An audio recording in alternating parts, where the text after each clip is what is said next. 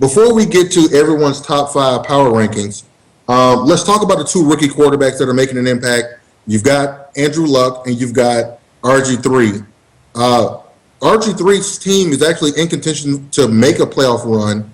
We don't see Luck. How do you feel about those 2 rookie quarterbacks? And if you want to throw in some of the other rookie quarterbacks, Tannehill, et cetera, go right ahead.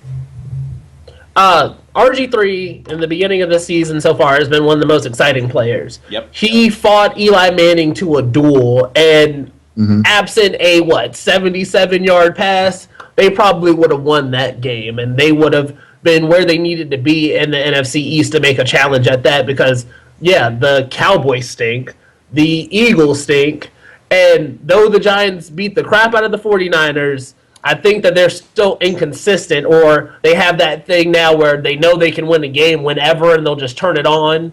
And so with that, they can get behind. And if you catch them at the right time, I don't know. Either way, though, RG3 has been able to protect himself, sans that one hit.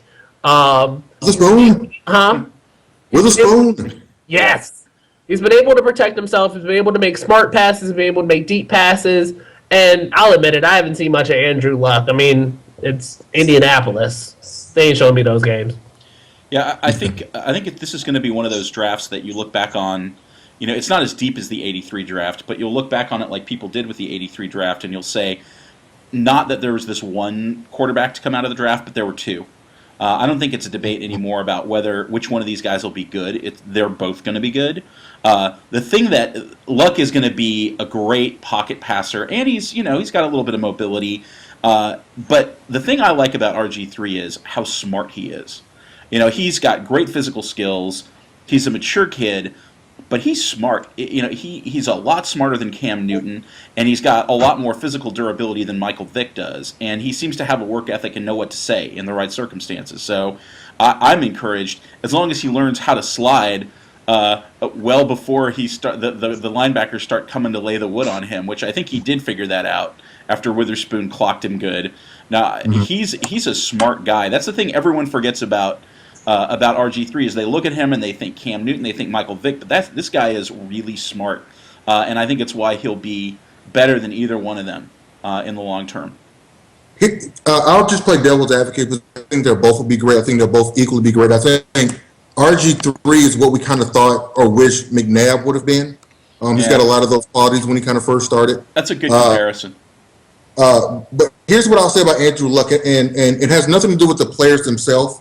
It's the structure of winning. One structure is Daniel Snyder and Shanahan, and he's the smartest girl in the bar, and that seems to have not worked, and God knows when. The Colts have had a culture of winning for a long time and know how to put a team together. I think if I was putting money on who would win a Super Bowl first, it's probably Luck because of the infrastructure around him. But they're both going to be amazing quarterbacks. I mean, the thing that's going to happen is that both teams are going to have to go through some serious reconstruction before any of them actually makes a run in the playoffs. And so it's hard to determine who's going to be what, who's going to win a Super Bowl first because, I think Luck might have a better chance at it because they might take this season and get some serious draft picks for next year. Well, and the question you have to ask, I don't know about the Shanahan question. My question is, can the Redskins consistently draft well? Because the Colts have proven they can. And the Redskins, except for the RG3 pick, don't seem to have done a great job of that. It hasn't been their philosophy. They've been building through free agency in a very unsuccessful way. But we'll see if they can draft well. Before we get to everyone's top 5, you got to remember something. The Redskins gave up a hill of picks to get RG3. Right. Yep. They lost, I think, a bunch of first-round picks. So, they've got to get a little lucky. Okay. I don't know if y'all have taken some time to figure out who your top 5 teams are in the NFL. Joe, do you know who you got? Yeah. Okay, so we'll start with Joe, we'll go to Sean, and then we'll finish with myself. Joe, who are your top 5 teams starting with number 5? Number 5, I think you have to pick the Giants. They have to be in this discussion until they prove that they're not going to be good down the stretch. Number 4, I would say the Patriots. In spite of my doubting of their ability on the defensive side of the ball, I think they haven't played their best ball yet. And you got to think that Belichick's got something up his sleeve. Number 3 is a tough pick. This is really where you start getting I feel like I'm not able to be objective. But at this point, given what I've seen, I would say the Atlanta Falcons are at number 3. Just because I won't put us higher until I feel like we can defend the run on a regular basis. The last time I checked, and we may be slightly better than this now, but the last time I checked, we were 31st in the league at run defense. Number 2, the Bears. I feel like they're a solid team. They're a pretty balanced team, and as long as Cutler can not be Cutler, then they'll have a good run this year. And I think the Texans still have to be the best team in the league until they prove somebody wrong. So you've got the Texans, even though they got housed by the Packers as the number 1 team. Yep, I do. Sean, who do you got? So I decided to cheat a little bit, and I went to the ESPN Power Rankings just to see where teams line up. At number 5, they have the Bears. I don't agree with that at all. I would actually put the Packers there. I don't trust Brandon Marshall and Jay Cutler. I've seen them be very inconsistent, and I don't like that old defense playing as well as they have over these last few weeks. They are completely shutting teams down, getting turnovers, and making it pretty easy for them. And though I know the old adage is that defense doesn't go anywhere throughout the season, I just don't trust it. If you look at the Ravens, they have fallen off completely, all because of injuries and old age. So I'm putting the Packers at number 5. I'm looking at the 49ers here at number 4. Homer. I'm sorry. Ponder. Thank you. We recovered from the unfortunate game that was with the Giants. We beat up on a Seahawks team who proved that they could beat the Patriots. And it's hard to say that we're necessarily, going to go anywhere because it's Alex Smith or bust. So we'll see what happens, at least for now.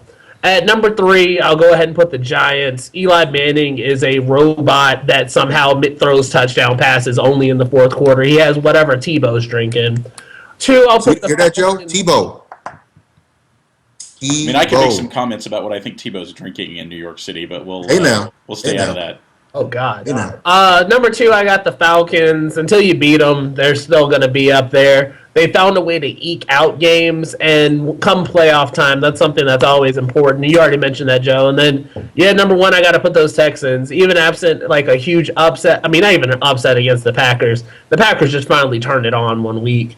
The Texans have played the best football in all the different areas. They're the most consistent team. Aaron Foster's kind of a tank monster. Can't deny it. All right. I guess it requires me to come in and be a little controversial and to shine a light of truth. How controversial can you be? Are you going to put the Jets in the top 5? I'm waiting for this. No, I'm not stupid. Just put the Patriots at 1. No. Here's my top 5, and I'll give you my reasoning. At number 5 is the Houston Texans. And here's why I have the Texans number 5. If the AFC is as weak as I think it is, and your first real challenge was against Green Bay, and you get housed, and then the next week you basically stomp out a decrepit and old Baltimore Ravens team, I really have some questions about you. They lose the middle linebacker, I can't think of his name. I know J.J. Watts is awesome. I know Arian Foster is awesome, but Joe can speak to this. Their passing game, not very awesome. And I don't know what's wrong with Andre Johnson and the quarterback situation, but my lasting image of that team is them getting housed by Green Bay, which tells me that Green Bay has a gear in them that Houston can't match. Because all these teams we're talking about are going to make the playoffs. The question is, at the end of the day, at least for me, who do I think can beat who? Now, Houston can get to the Super Bowl the easiest because they probably have the easiest schedule of having to go through the AFC. But I think right now, I've got Houston 5. I've got the Bears 4 because I don't think that team can play on a fast track. That defense is old, but when you get them at Soldier Field, they can do what they did last night. But they barely beat the Lions, even though they probably dominated that game. I don't trust Cutler either. I trust Marshall a little bit more. The defense is good, but, if the defense has an off night, bye-bye, sayonara. At number 3, I'm going to go with Green Bay. I'm going to go with the best quarterback there. Primarily the reason I'm going with Green Bay is because when they get angry, they are really, really good. And when they're kind of focused, they're pretty scary. And the last couple of weeks, they've kind of shown me that. So I'll go with Green Bay. Woodson out for 6 weeks. Yeah. Woodson, what level of importance is Woodson to that team?